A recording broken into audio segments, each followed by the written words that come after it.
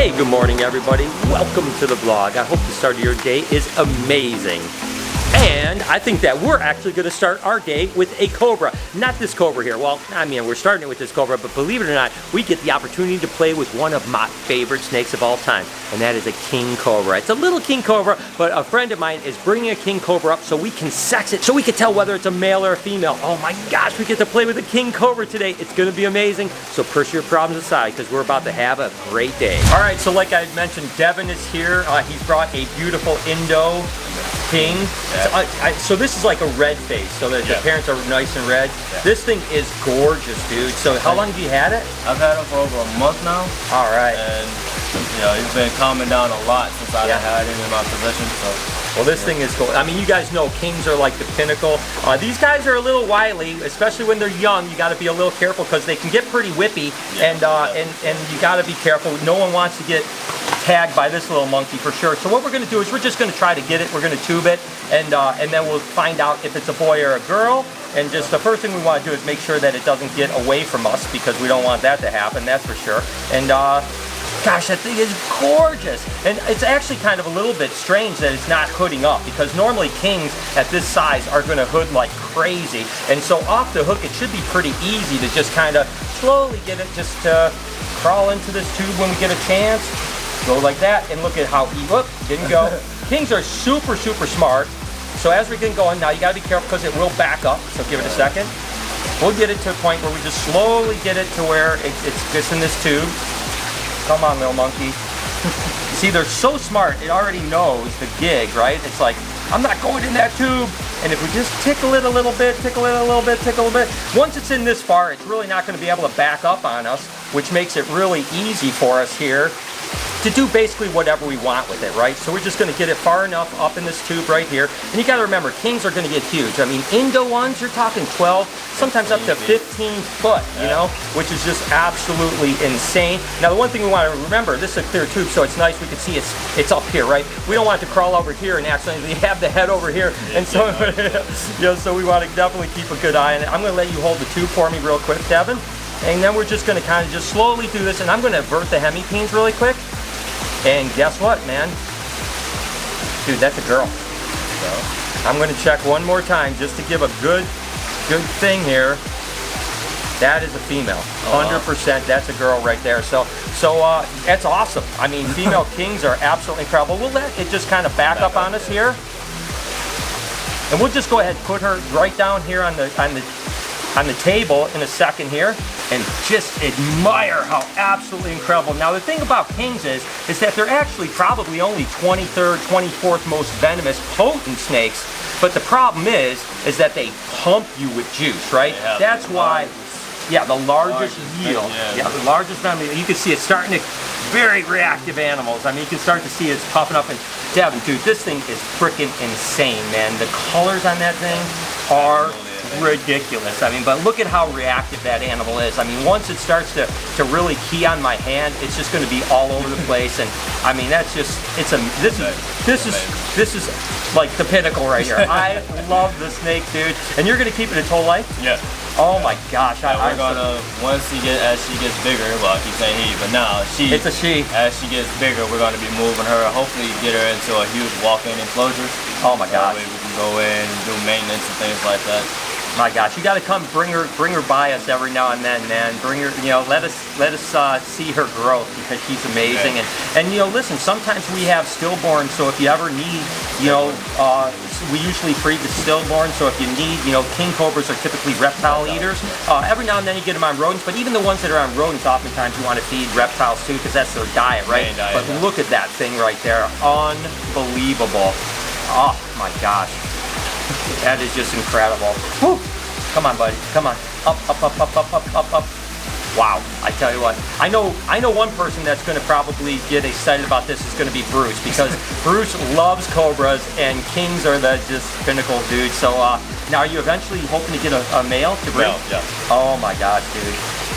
Now kings can have really large clutches of eggs, and man, I tell you what, there will be no doubt that one day I'll own a king cobra.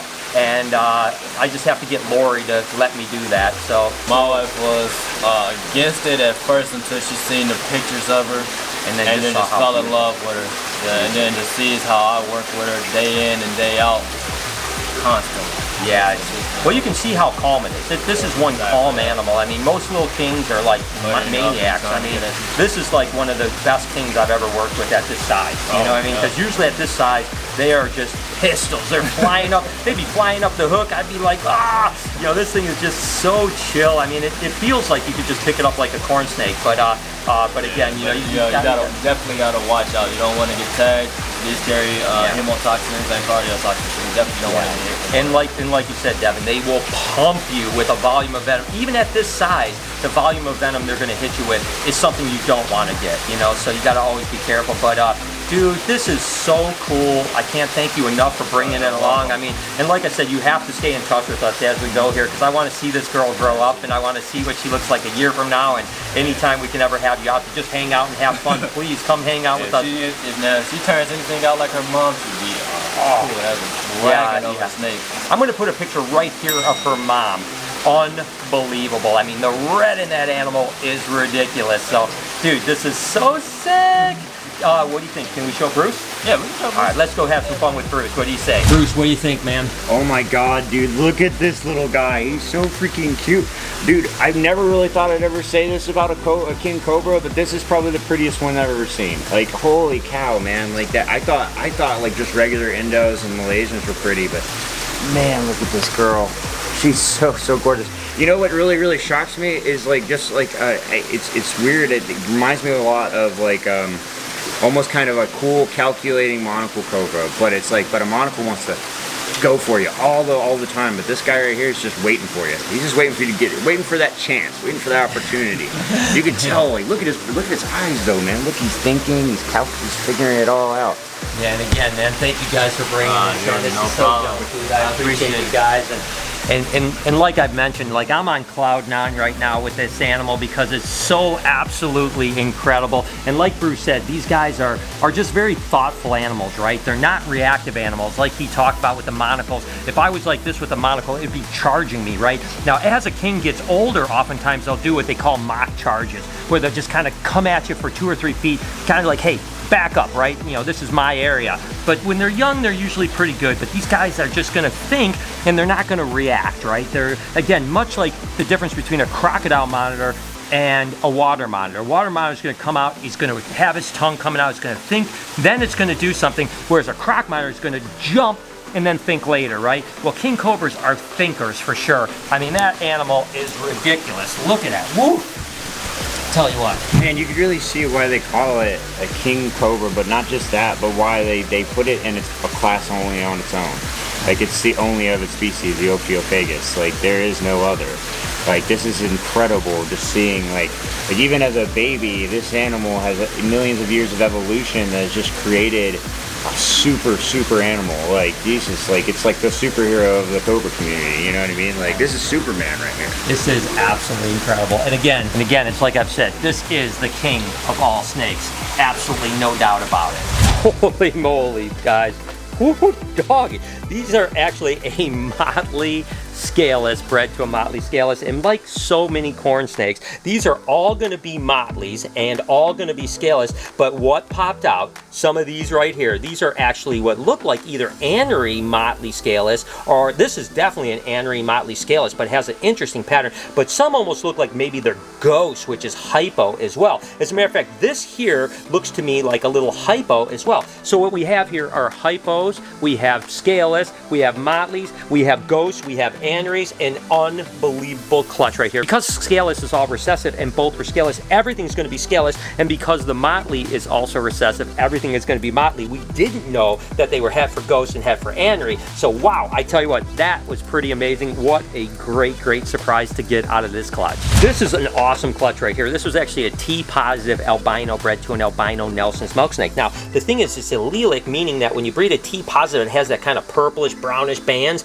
to a normal albino that is just really white in that area. You should get half and half. I've never had this before. We've had 100% of the babies have ended up being T positive. What's more interesting is that these two little monkeys right here came out of the same egg. That's why they're half the size of the other ones, is that these guys are twins. Again, look at the size difference between these two right here.